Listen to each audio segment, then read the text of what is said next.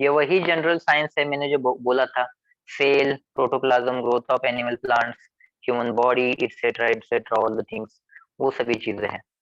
कौन से बोर्ड का पढ़ना पड़ेगा? और 8 9 10 जो होता है ना, वो एनसीईआरटी से ही पढ़ना होता है, एनसीईआरटी के बाहर नहीं जाते हम लोग। लेकिन वो मटेरियल वाला चीज है ना, आप उसका दिक्कत मत लीजिए, मतलब कहाँ से पढ़ना है, कैसे पढ़ना है, वो तो आपका मैं क्लियर कर दूंगा, वो ये टेंशन वाला चीज नहीं है, ठीक है। क्योंकि नोट्स से भी पढ़ते हो ना, जो 8 9 10th और 11 12 का नोट्स बनाया हम लोगों ने, उससे भी काम हो जाता है आपका पूरा, तो उसकी दिक्कत नहीं है। खाली समझ के लीजिए आपकी क्या चीजें होती है एग्जाम में, and how the it goes on, किस तरह से एग्जाम होगा आपका और कौन सी चीजें इंपॉर्टेंट है। लाइक ये एक सवाल था, मैं आपको दिखाता हूँ। आपको ये माइक्रोस्कोप दिख रहा है ना, ये किस टाइप का माइक्रोस्कोप है? इस माइक्रोस्कोप का नाम क्या है? अच्छा, नाम तो लिखा हुआ है यहाँ पे, फिर भी मैं पूछ रहा हूँ आपको। चलो बताइए, कौन से टाइप का माइक्रोस्कोप है ये? यस।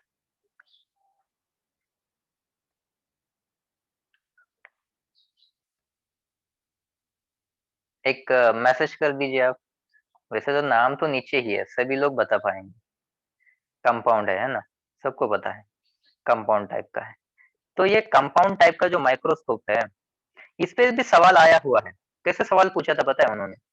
उन्होंने बहुत अच्छा सवाल पूछा था। कैसे सवाल पूछा था?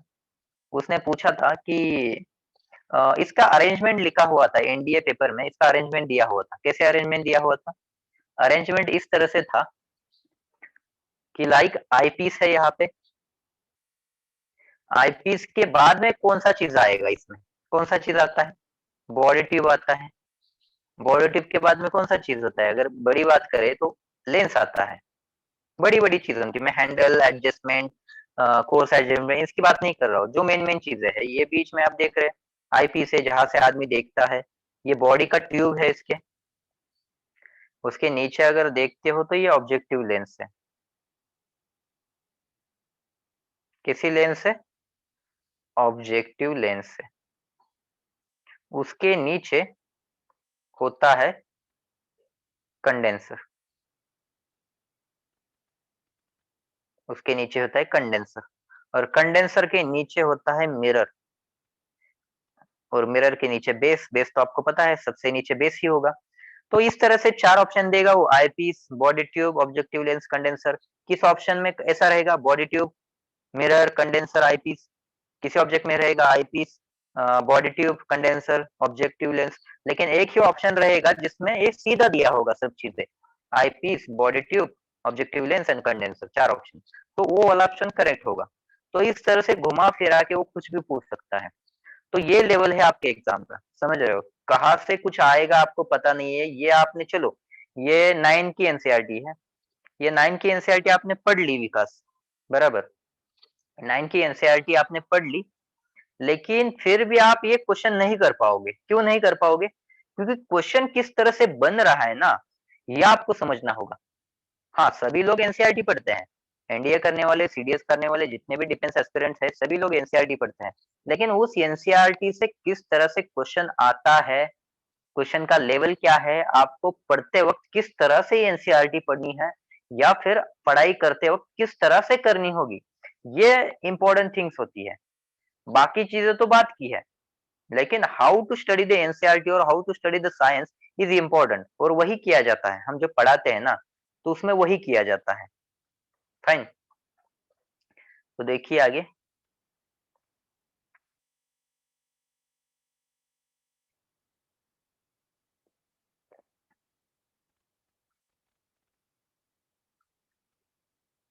आप यहाँ पे देख रहे हैं, यहाँ पे भी क्वेश्चन आए थे, एनडीए में क्वेश्चन आया हुआ है यहाँ से। क्या क्वेश्चन था कि बताओ कि जो ये है, सेल की डिस्कवरी की थी वो किसने की थी? वैसे तो आंसर यहाँ पे है सभी चीजें, फिर भी लिख लीजिए आप। एक बार यहाँ पे चैट बॉक्स में लिख दीजिए।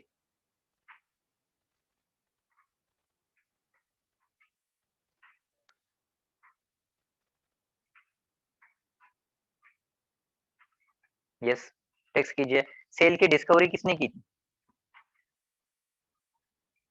Who discovered the cell? Answer है यहाँ पे, फिर भी मैं पूछ रहा हूँ आपको।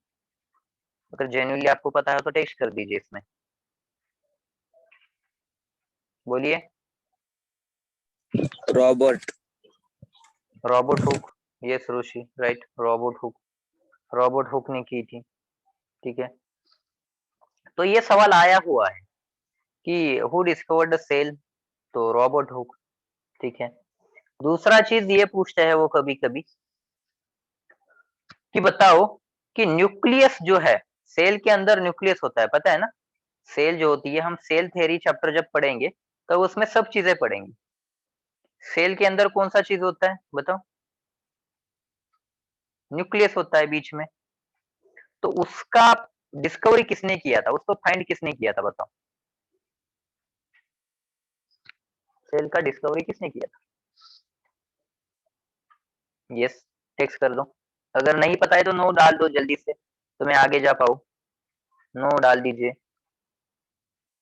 टेक्स्ट बॉक्स में।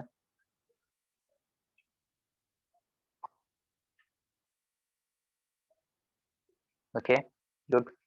ऐसा रिस्पॉन्स दोगे तो जल्दी से जल्दी हम कर पाएंगे। रॉबर्ट ब्राउन ने, रदरफोर्ड। ठीक है, Robert brown discovered the nucleus, remember this thing.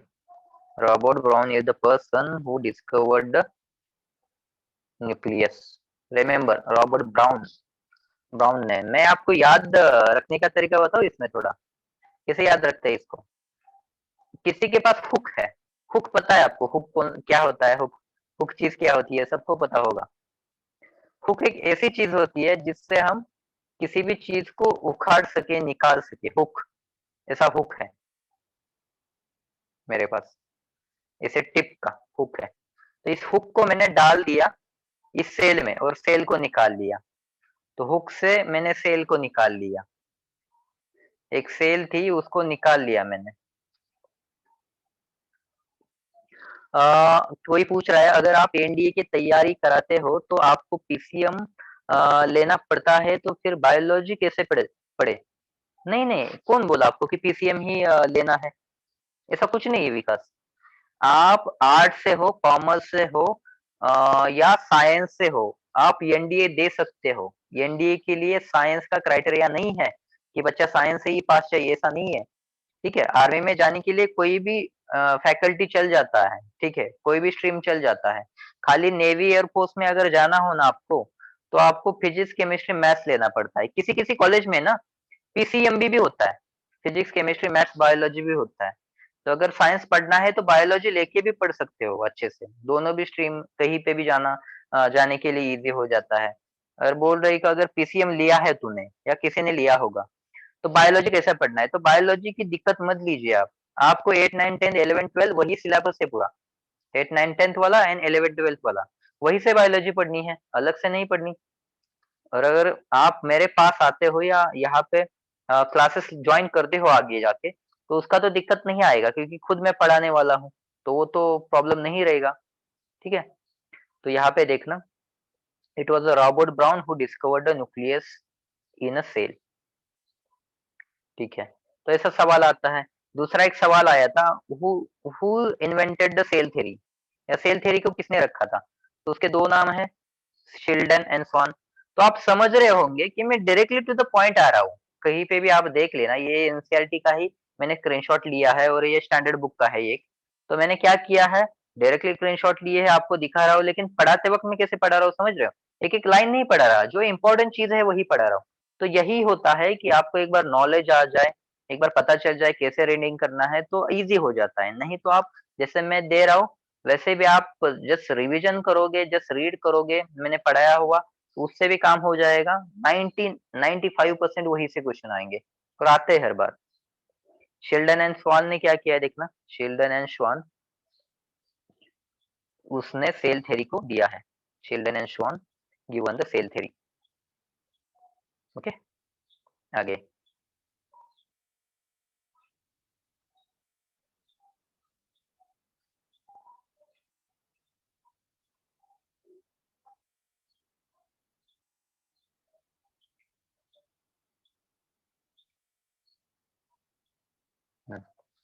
Now see forward we are moving.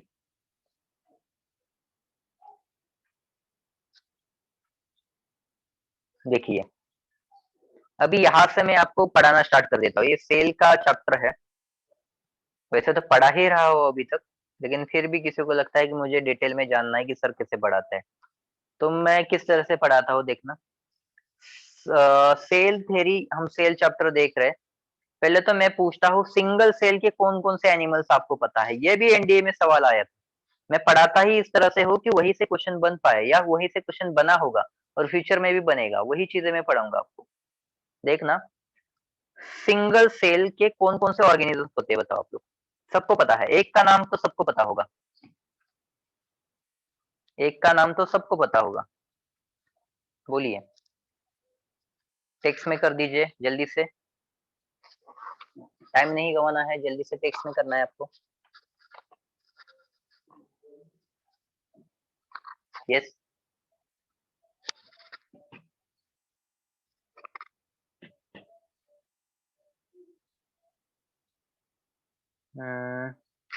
Amoeba, right. ये तो सबको पता है ना, अमीबा सिंगल सेल का होता है, उसमें एक ही सेल होता है अंदर उसके बॉडी में, राइट। और बहुत सारे हैं देखा जाए तो, है ना। लेकिन अमीबा तो सबको पता है, फेमस है ये, बचपन से हम जानते हैं इसको, अमीबा। उसके बाद में क्लैमिडोमोनास है, पेरमेशियम है एंड बैक्टीरिया है। तो क्वेश्चन जब आएगा इंडिया में सिंगल सेल पे तो कैसे पूछेगा, which of the following organism is not a single cell. और इसमें चार ऑप्शन रहेगा, उसमें रहेगा अमीबा, क्लैमिडोमोनास, पेरमेशियम एंड एक फोर्थ ऑप्शन रहेगा, वो कुछ दूसरा ही होगा, अलग रहेगा, एक अलग ही रहेगा। ठीक है, अलग रहेगा तो क्या होगा, वही आंसर रहेगा। समझ रहे हो ना, वही आंसर रहेगा। बायोलॉजी वीक है तो क्या करूं, मैं बता दूंगा विकास, इस सेशन के बाद में ना मैं बता दूंगा। पहले मैं एक नंबर भी शेयर कर देता हूँ, आप डायरेक्टली भी कनेक्ट हो जाएगा।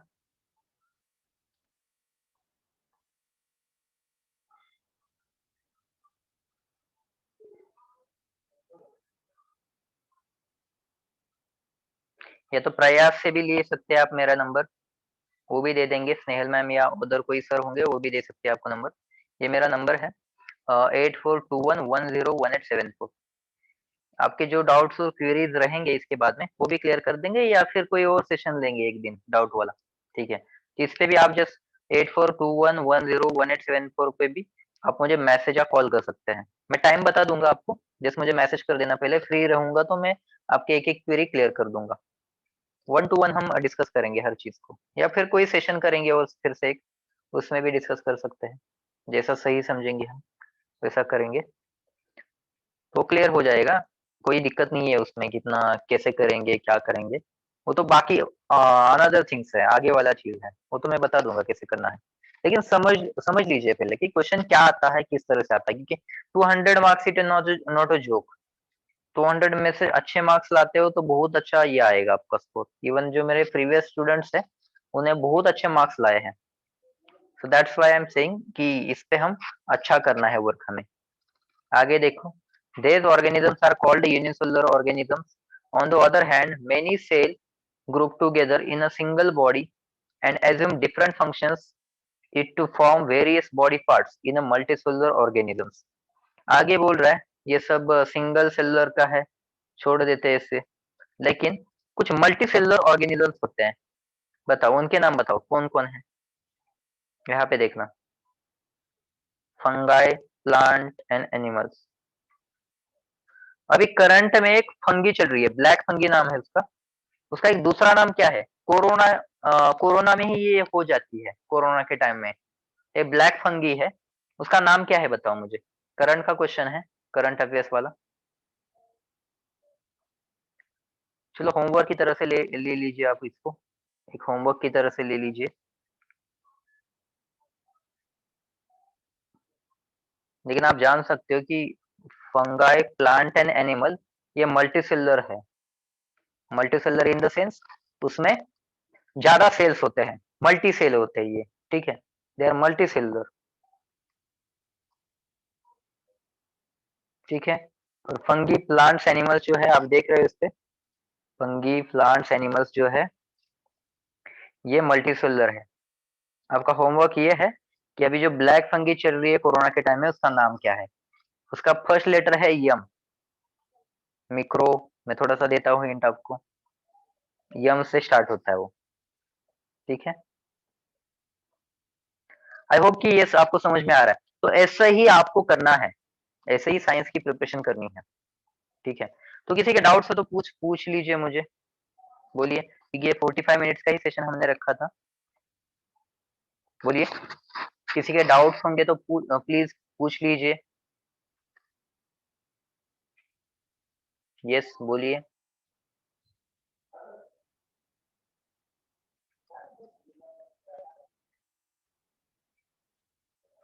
डाउट नहीं है, ओके।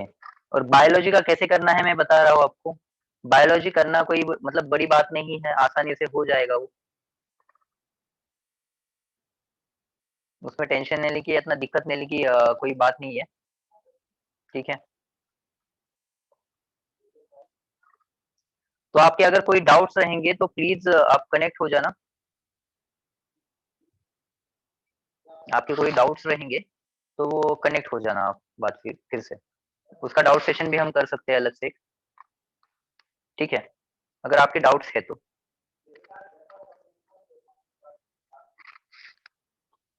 ठीक है, ठीक है, फिर रुकते हैं अभी हम। तो डाउट्स रहेंगे तो मैम से कनेक्ट होके मेरे से कनेक्ट हो जाना, अगर आपके कोई डाउट्स है या कोई प्रॉब्लम हो तो।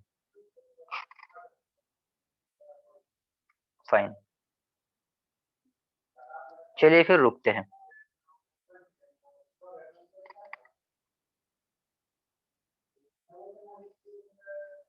Welcome guys.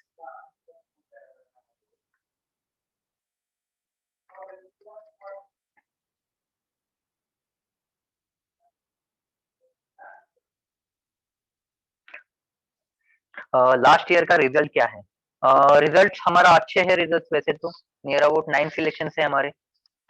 बैच भी छोटी थी हमारी, 15-20 स्टूडेंट की। तो 9 रिजल्ट्स है एनडीए के।